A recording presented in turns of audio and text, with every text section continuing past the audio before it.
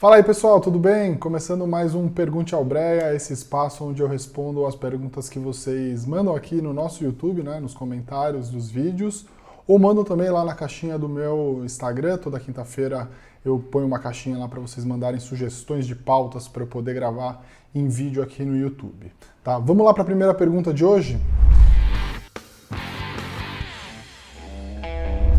Primeira pergunta de hoje, então, do Anderson Silva. Não é o lutador, mas vou mandar um abraço pro Anderson Silva mesmo assim, ídolo.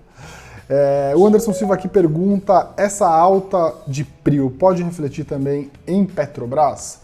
Bom, não sei se todo mundo acompanhou, né, mas na quarta-feira à noite, a PetroRio Prio 3, ela soltou um comunicado de que ela comprou um novo campo, né? A PetroRio, ela é uma empresa que explora, né, ela vende petróleo, né, explora isso em campos maduros, né, então campos que já existem há bastante tempo, né, e a notícia disse que a PetroRio, vou pedir até para o pessoal colocar aqui a notícia para vocês verem, né, comprou um novo campo, né, isso faz com que a empresa aumente muito a capacidade produtiva, né, por isso as ações subiram em mais de 20% de lá para cá.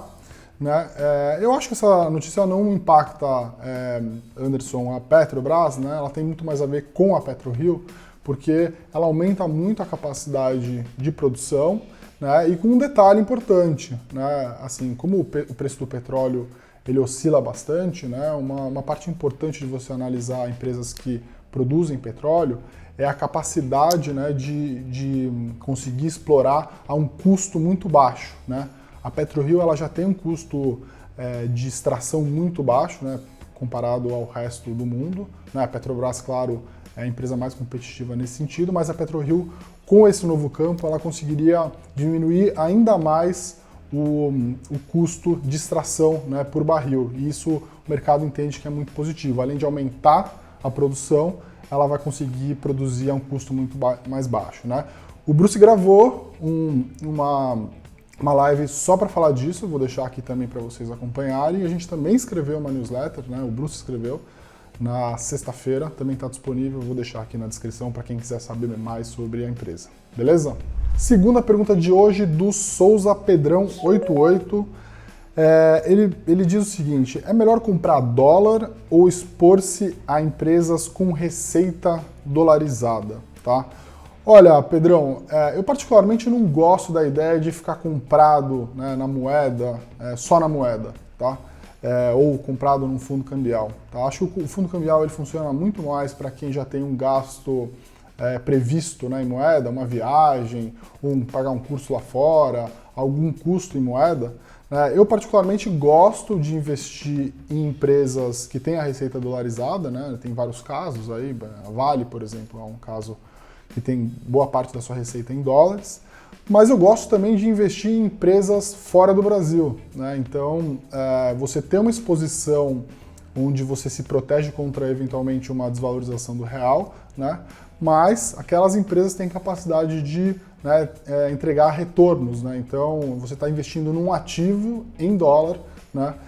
Então, assim, a maneira como eu enxergo que é a melhor para você diversificar o seu patrimônio, né, você ter uma alocação em ações no Brasil e compensar, né, ou diversificar, né, também em ações de empresas americanas, né? Você pode fazer isso através de ETFs ou comprar ações diretamente, tá? Essa é a maneira que eu penso, né? Mas, enfim, eu acho que tem várias maneiras de você pensar como diversificar o seu portfólio globalmente, tá? Essa é uma opinião, assim, bastante particular minha. Terceira pergunta de hoje, do João Savioli. Você vende call da sua posição em bolsa? Acho que essa pergunta do João tem a ver com uma operação conhecida como venda coberta, tá?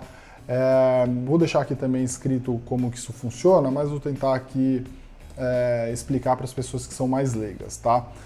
A venda coberta, o que consiste, né? Você tem uma posição em ações, tá? E aí você vende opções de compra em cima dessas ações, né? Vende calls, tá?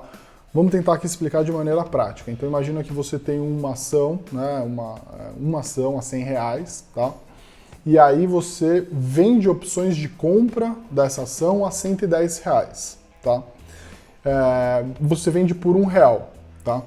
Então isso significa que se a ação for para 110, né, você vai ganhar os 110 mais aquele R$1. Tá? Se a ação não subir para 110, né, essa opção ela vence, né, e você remunerou o seu capital em R$1 por ação. Tá? Então é como se fosse uma prática aí para gerar um dividendo em cima da sua posição em ações, tá? Chama venda coberta. Tá? Qual que é o risco disso? Né? O risco é essas ações subirem muito, né, irem lá para 120, 130, você entregou aquelas ações a 110. Tá? Agora, para alguns investidores, né, que pretendem carregar as ações por bastante tempo, né, e as ações às vezes não sobem tanto, né, eles vão vendendo todos os meses, né, as opções elas vencem todos os meses e vão remunerando o capital como se fosse um dividendo. Tá? Agora, respondendo a sua pergunta, eu não faço isso, tá, João? Mas é uma estratégia que pode funcionar sim para algumas pessoas. Eu não faço porque eu também não posso, eu tenho que seguir algumas exigências da legislação, né, da CVM. Por trabalhar em research independente, a gente não pode fazer esse tipo de operação, tá? Mas pode fazer sentido para algumas pessoas sim. Quarta pergunta de hoje do Patrick Marques. Breia, como montar uma carteira de dividendos com pouco dinheiro? Tá? Legal, Patrick, eu acho essa uma boa pergunta, uma dúvida de muita gente, tá? Eu tô vendo aqui pela sua foto, me parece que você é super jovem, tá? Acho que a primeira coisa que você tem que fazer é procurar uma corretora que tenha taxa de corretagem zero, tá? Para o pequeno investidor, né, a taxa de corretagem ela importa bastante, né? Você falou pouco dinheiro, né? Então qualquer corretagem a mais pode comprometer a sua rentabilidade. Então esse é o primeiro ponto, tá? O segundo ponto, dado que você vai montar essa carteira ao longo do tempo, né? Ir comprando 4, 5 ações, né? Um pouquinho de cada uma. Assim, é importante dizer que não acredito em concentração, então o ideal seria que você tivesse aí de largada, né, algo em torno de R$10 mil para conseguir diversificar aí um pouco em cada uma dessas ações. Você também pode comprar ações no fracionário, você vai ter direito aos mesmos dividendos que qualquer outro investidor, tá? A gente tem, né, uma assinatura na Nord, que é o Nord Dividendos, então ela custa R$19 por mês, é super baratinha, então você também pode começar a montar essa carteira baseada nas recomendações, tá? Agora sim, se você é muito jovem, tá? Eu tô vendo aqui pela sua foto, eu não me preocuparia em montar uma carteira de dividendos já, tá? Eu acho que faz mais sentido para quem é muito jovem comprar ações não pensando, né, no fluxo que essas empresas vão pagar de dividendo já, tá? Procuraria ter uma carteira diversificada em ações que têm o potencial de valorização no médio e no longo prazo, tá? Mas não me preocuparia tanto logo de cara, né, ter um fluxo recorrente dos dividendos, tá? Inclusive você poderia até compor essas estratégias, né? Ter um pouco de dividendo e ter um pouco de ações voltada para valorização de longo prazo. Beleza? Quinta e última pergunta de hoje do Vladisney Lopes. Ele mandou aqui no nosso canal do YouTube.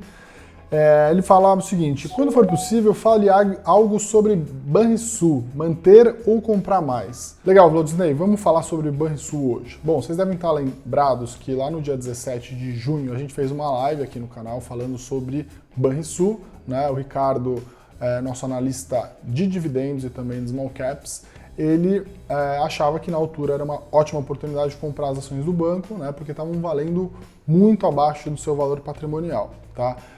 O que aconteceu de lá para cá, basicamente, tá? Assim, o cenário para bancos em geral, né, piorou, né? Porque, enfim, cada hora notícias em relação a possíveis tributações, também cada vez mais, né, notícias de novos concorrentes, né, os bancos digitais, as corretoras, enfim.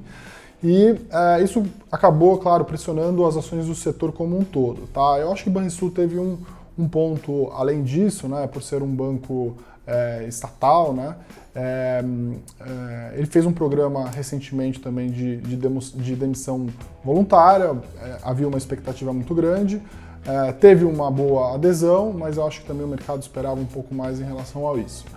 O último trimestre também não veio muito bom o resultado, acho que veio pior um pouquinho do que esperado, então isso também contribuiu para que as ações do banco se desvalorizassem, né? Desde que a gente comprou, as ações não caem aí muito mais do que 10%, 15% agora, tá? O que é bastante normal depois que você faz um investimento em ações, né? Isso pode acontecer. Se é sobre manter ou comprar mais, tá? Assim, isso depende muito da alocação que você tem já na sua carteira, tá? Eu acho que um banco que negocia aí a 0,6 vezes, né, o valor patrimonial é muitíssimo barato, né? Basicamente o banco está valendo menos do que todos os ativos que ele dispõe, né? Então, acho que o cenário para bancos como um todo deve melhorar o ano que vem e aí sim, eu acho que o mercado pode começar a considerar a comprar mais ações do setor. Então, assim, sobre manter ou comprar mais, isso depende muito mais da sua alocação, né, na carteira, mas a gente continua achando que é uma ótima oportunidade de comprar as ações do banco agora. Acho que o pessoal ainda tem bastante dúvida se eu continuo posicionado. Sim, continuo posicionado. Gosto de fazer compras, inclusive, regulares, né, com calma. Não tenho pressa para comprar nada muito rápido. Continuo achando que é uma boa opção, sim, e tenho na minha carteira de investimentos. Beleza?